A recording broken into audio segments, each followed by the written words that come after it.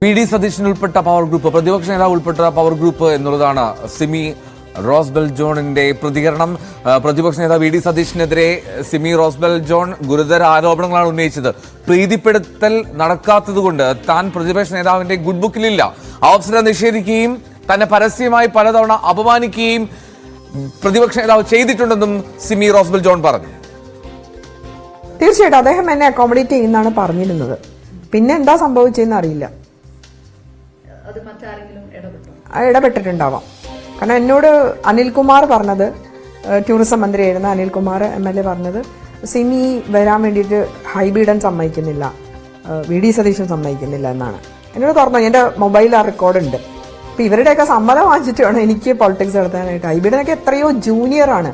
അവർക്കൊക്കെ ഈ കൊച്ചു പ്രായത്തിൽ ജില്ലാ പ്രസിഡന്റായി, സ്റ്റേറ്റ് പ്രസിഡന്റായി, ദേശീയ പ്രസിഡന്റായി, 2 കൊല്ലത്തിലുള്ള MLA ആയി, പിന്നെ ഒരു ടേം MLA, പിന്നെ MP ആയി, അത് രാജിവെച്ചിട്ട്. എന്നിട്ട് മറ്റുള്ളവരെ ദ്രോഹിക്കുന്നത് എന്തിനാണെന്ന് എനിക്ക് മനസ്സിലാവുന്നില്ല. എനിക്ക് ഉത്തരം കിട്ടുന്നില്ല. എനിക്കത് തോന്നി. കാരണം PT-യുടെ മൃതദേഹത്തിനടുത്ത് വെച്ചിട്ട് ആ ഭൗതിക ശരീരം എറണാകുളം സെന്റ് ആർട്സ് കോളേജിൽ വെക്കുമ്പോൾ അവിടെ ഉമ്മയുടെ തൊട്ടടുത്ത്, അതായത് രാഹുൽ ഗാന്ധി അവിടെ വരുമല്ലോ, അപ്പൊ പത്രങ്ങളിൽ ഫോട്ടോ വരാവുന്ന വിധത്തിൽ ദീപ്തി മേരി വർഗീസിനെ അവിടെ പ്രതീക്ഷിച്ചിട്ടുണ്ടായിരുന്നു. അവിടെ പ്രതീക്ഷിച്ചിട്ടുണ്ടായിരുന്നു. അവരുടെ ഫോട്ടോയും വന്നായിരുന്നു രാഹുൽ ഗാന്ധിയുടെ ഒപ്പം.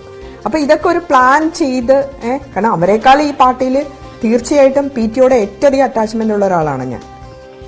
ഇല്ലേ, PT കൊണ്ടുവന്നില്ലെങ്കിൽ ഞാനൊരു പക്ഷേ പൊളിറ്റിക്സിന് ഞാൻ വരില്ലായിരിക്കാം, ഞാൻ കോളേജ് തെരഞ്ഞെടുപ്പിൽ മത്സരിക്കില്ലായിരിക്കാം.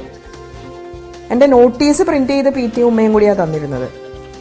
ഈ അച്ചിലാണ് ഞാൻ രാഹുൽജിയെ ഇന്റർവ്യൂ ചെയ്തിരുന്നു. ഈ 33% സ്ത്രീകൾക്ക് സംവരണം വേണമെന്ന് ഞാൻ ആവശ്യപ്പെട്ട ഒരാളാണ് ഞാൻ.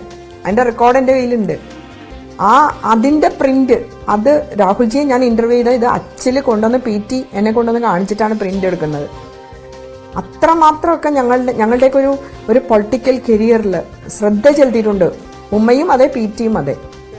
അല്ല, ഇപ്പോൾ രാഷ്ട്രീയകാര്യ സമിതിയിലാണെങ്കിലും അവിടെ MLA ആയി, MP ആയി, ആ ആൾക്ക് തന്നെ വീണ്ടും രാഷ്ട്രീയകാര്യ സമിതി കൊടുത്തു. എനിക്ക് അർഹത ഉണ്ടായിട്ടും എനിക്കത് നിഷേധിക്കപ്പെട്ടു. അപ്പം ഇങ്ങനെ നോക്കുമ്പോൾ എനിക്ക് എന്താ പറയുക, എന്തൊക്കെയോ ഒരു ദുരൂഹതകൾ എനിക്ക് തോന്നാറുണ്ട്. അല്ല, എല്ലാവരും പുതിയ പോസ്റ്റിന് വേണ്ടി മൗനം പാലിക്കുന്നതാണ്. പുതിയ പോസ്റ്റ് കിട്ടും എന്ന് വിചാരിച്ചിട്ട് ഈ ആടിനെ പ്ലാവില കാണിക്കുമ്പോൾ ആട് ഇങ്ങനെ പിന്നാലെ പോകുമല്ലോ എന്നാണ് എനിക്ക് തോന്നുന്നത്. ഞാൻ വിചാരിക്കുന്നത് നമ്മുടെ എന്താ പറയുക, ഞാൻ ദൈവത്തെ ഭയന്ന് ജീവിക്കുന്ന ഒരാളാണ്. ആ ദൈവത്തിൻ്റെ മുന്നിലല്ലാതെ നമുക്ക് ആരെയും ഒന്നും ബോധിപ്പിക്കേണ്ട ആവശ്യമില്ല. ഞാൻ ചെയ്ത കർമ്മം എനിക്ക് തിരിച്ചു കിട്ടുമെന്നാണ് ഞാൻ വിശ്വസിക്കുന്നത്. പ്രീതിപ്പെടുത്തൽ നടക്കാത്തതുകൊണ്ട് താൻ പ്രതിപക്ഷ നേതാവിന്റെ ഗുഡ് ബുക്കിലില്ല, അവസരം നിഷേധിക്കുകയും പരസ്യമായി പലതവണ അപമാനിക്കുകയും ചെയ്തു. പ്രധാനപ്പെട്ട വരികളാണ് സിമി റോസ്ബെൽ ജോണിന്റേത്. അപർണ, ഈ ഗ്രൂപ്പ് സമവാക്യങ്ങളിലുള്ള എതിർപ്പോ വിയോജിപ്പുകളൊക്കെയാണോ പ്രതിപക്ഷ നേതാവിന് VD സതീശനും അല്ലെങ്കിൽ ഇപ്പോൾ ഹൈബീഡനും എതിരെയൊക്കെ, അല്ലെങ്കിൽ തനിക്കെതിരെ ഉണ്ട് എന്ന് അവർ കരുതാനുള്ള കാരണം, അല്ലെങ്കിൽ അതിൻ്റെ ഒരു സാഹചര്യം എന്താണെന്ന് അവർ പറയുന്നുണ്ടോ?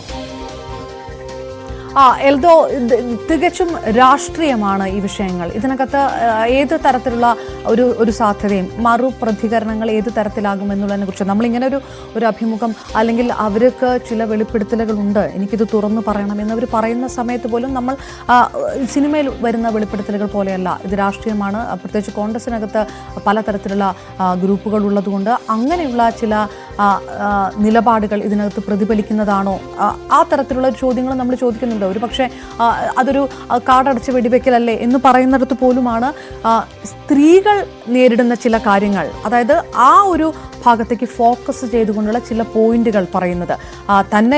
തനിക്ക് അവസരങ്ങൾ കിട്ടിയില്ല, തന്നെ കുറേ വർഷം മാറ്റി നിർത്തി, തനിക്ക് ജയിക്കാൻ സാധ്യതയില്ലാത്ത സീറ്റുകൾ തന്നു, അല്ലെങ്കിൽ തന്നെ പൊതുവേദിയിൽ വെച്ച് അപമാനിച്ചു, മറ്റ് പൊതുവേദികളിൽ നിന്ന് തന്നെ മാറ്റി നിർത്തി, ഇത്തരം കാര്യങ്ങളൊക്കെ പറയുന്നിടത്ത് ഒരുപക്ഷെ രാഷ്ട്രീയത്തിൽ പല സ്ത്രീ വനിതാ നേതാക്കന്മാരും അനുഭവിച്ചതോ അല്ലെങ്കിൽ അത്തരത്തിൽ പുറത്തു വന്നോ പ്രകടനവുമായിട്ട് കൂട്ടിച്ചേർത്ത് വായിക്കാവുന്നതാണ്. പക്ഷേ അതിൽ നിന്നകത്തുന്ന ഒരല്പം മാറി നിന്നുകൊണ്ട് പറയുന്ന ചില പോയിന്റുകളാണ് ഒരുപക്ഷെ ഈ വെളിപ്പെടുത്തലിനെ പോലും കൂടുതൽ ഗൗരവതരമാക്കുന്നത്. അതിപ്പോഴത്തെ സാഹചര്യത്തിൽ കൂട്ടി വായിക്കണം.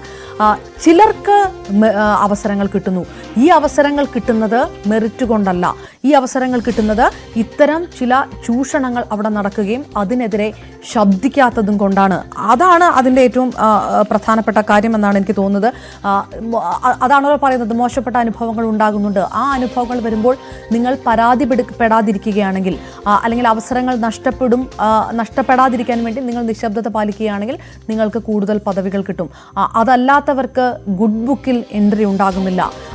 പുരുഷന്മാരുമില്ലേ ഇത്തരം രാഷ്ട്രീയത്തിൽ വെട്ടിനിരത്തപ്പെട്ട പുരുഷന്മാരുമില്ലേ എന്ന് ചോദിക്കുന്നിടത്തും ഈ ഒരു പോയിന്റിനകത്ത് സിമി റോസ്ബൽ ജോൺ ഉറച്ചു നിന്നിട്ടുണ്ട്. കാരണം പറഞ്ഞത് സ്ത്രീകൾ നേരിടുന്ന വിഷയത്തെക്കുറിച്ച് കൂടിയാണ്. അതായത് KSUവിൻ്റെ ഭാഗമാകണ്ട, മഹിളാ കോൺഗ്രസിൻ്റെ ഭാഗമാകണ്ട, ഇതിൽ പ്രവർത്തന പരിചയം വേണ്ട, ഇതൊന്നുമില്ലാതെ ഇപ്പോഴത്തെ പുതിയ ആൾക്കാർക്ക് കൂടുതൽ അവസരങ്ങൾ കിട്ടുന്നു എന്നുള്ള വളരെ തുറന്ന് വളരെ ഓപ്പണായിട്ട് മുഖത്തടച്ച് പറയുന്ന ഒരു ആരോപണം ഇതിനകത്തുണ്ട്.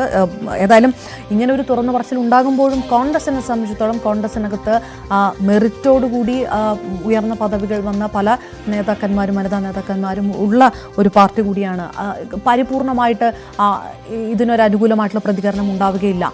ആ രീതിയിലുള്ള അഭിപ്രായ പ്രകടനങ്ങൾ മുതിർന്ന വനിതാ നേതാക്കന്മാരുടെ അടുത്ത് നിന്ന് പോലും ഉണ്ടാകുമെന്ന് വ്യക്തിപരമായിട്ട് ഞാൻ കരുതുന്നില്ല.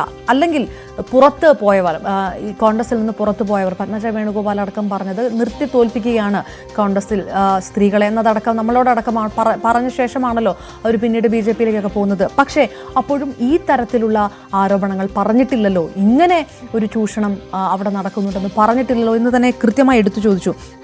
അപ്പോഴും പറയുന്നത് പലതും ആൾക്കാർ തുറന്നു പറയാത്തത് അവർക്ക് അവസരം കിട്ടുകയില്ല, അവസരം നഷ്ടപ്പെട്ടു പോകും എന്നുള്ളത് കൊണ്ടാണ്. ഇനി ഒരു പക്ഷേ ഈ രീതിയിലുള്ള പ്രതികരണങ്ങൾ വരുമോ? ഇതിനകത്ത് നിൽക്കുന്നവർ ഏത് തരത്തിലാണ് പ്രതികരിക്കുക?